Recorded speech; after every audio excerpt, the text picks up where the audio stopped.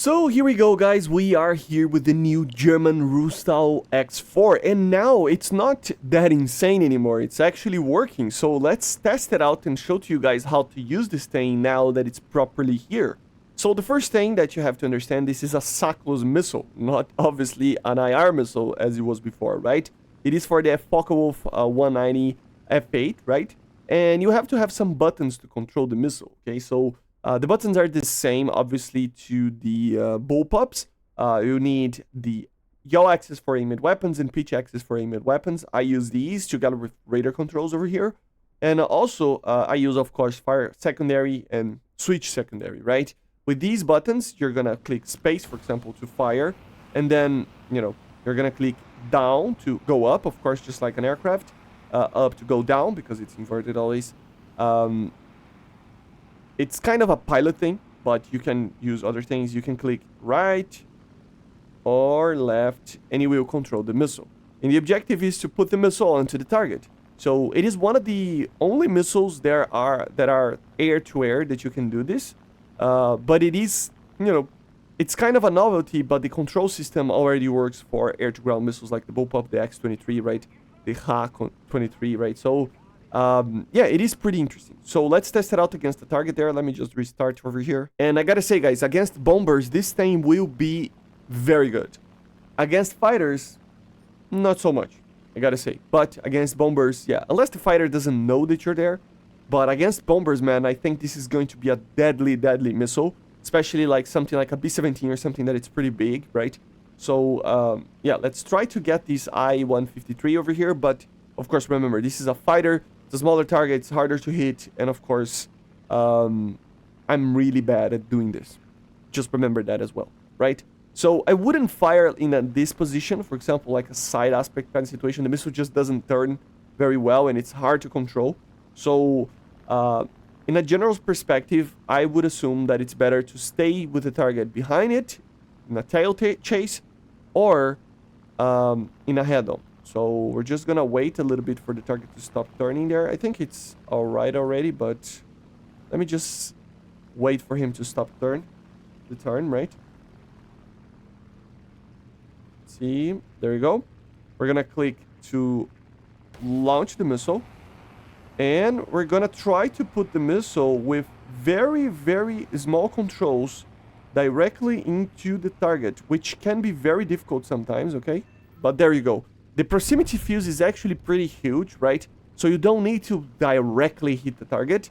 You just need to kind of put it closer where it is. It is difficult because it's very sensitive. You can take some of the controls out of this. That zone, for example, I don't like it. And you can have some non-linearity over here, relative control. I wouldn't suggest because then it will maintain the control, right? But you can basically like turn, for example, here, I think this is okay, but this one, I can do a kind of a less multiplier over here to be a little bit less sensitive, right? To be able to control a little bit more. And let's see if I can fire on a head-on over here. But it is pretty hard, guys. And it does have a pretty good, range, I gotta be honest. It's like 4 kilometers, so it's pretty amazing. I think I missed. Yeah, so it is pretty hard to actually do this when the target is just moving around. I mean, this target isn't even moving around, but if he's going to do like turns in the horizontal axis like this, it's gonna be almost impossible for you to hit. So it needs to be a target that it's not moving very well. If you are in a tail chase, it will be easier, obviously. So just bear that in mind. Let's try it again one more time while we wait for the reload over here.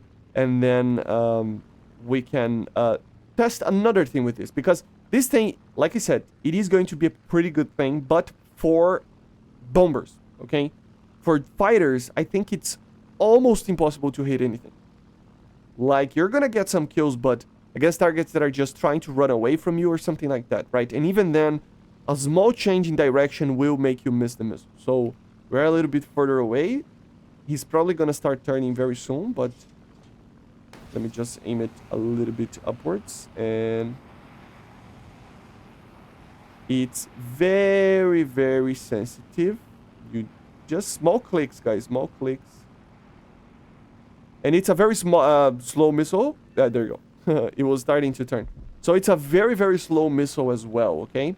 But one thing that, of course, you need to learn is that this thing can also be used to kill ground targets. Yes, because it is a suckless missile and it doesn't need like a proper lock with IR or radar, you can actually use it to try to kill ground targets. Will it be able to kill a heavy tank? Probably not. We're gonna test it out, okay?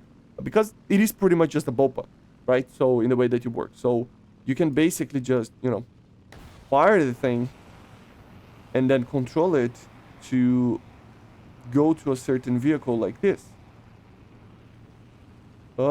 It's very sensitive. And even the truck, it doesn't do a lot, right? Because it has like around 10, not even, I think it's like 9 kilograms of TNT, right? Let's see if I can destroy that T-34, but honestly, I don't think you will be able to. So let's see if I can do this. I don't think I will be able to. But maybe to kill AA systems, it will be good, right?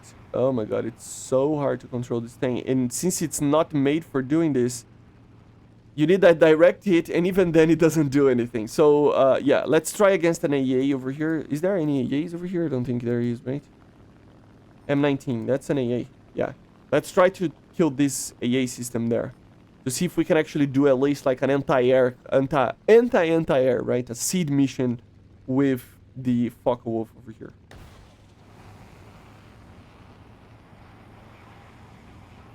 And you gotta put your nose in, and even then it doesn't even like, you gotta do a direct hit maybe, but you gotta be really, really good in what you're doing, right? At the end of the day, I don't think it's gonna be very much a good air-to-ground, but I wanted to test with you guys to see, right? So it's more of an air-to-air combat machine. Let's go to the hangar just to show a little bit of the stat card for you, and you will see that it doesn't bring anything too crazy to the table over here, but it is interesting no matter what, right? So here we have it. It is suckless, 33 seconds of a missile guidance time, and it has a very interesting thing, 9 kilograms of TNT equivalent, but it has a 33 seconds booster, sustainer, sorry, together initially with a booster. So it's a very different kind of missile. And yeah, it's very, very weird, but it is usable, okay? So the sustainers are apparently like, they're these things. So it's very crazy, man. But yeah, basically this is it, okay? So it's a very interesting missile system. Useful, yes, for sure, especially against bombers. But at the lower, against a fighter, it's not going to be great. Okay, it's not going to be great. I wonder if they're going to add for more vehicles, of course. I mean, there are Junkers that can use this thing.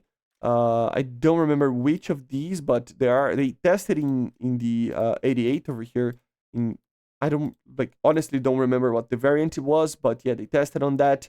I think 262, there were plans on adding on 262s as well, right?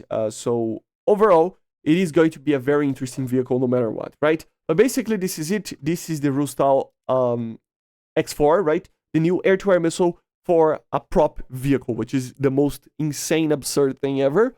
But at the same time, it is a very early missile, so it's very hard to use, okay? So see you guys on the next one. Make sure to subscribe, leave a like, leave a comment, and bye guys, see ya.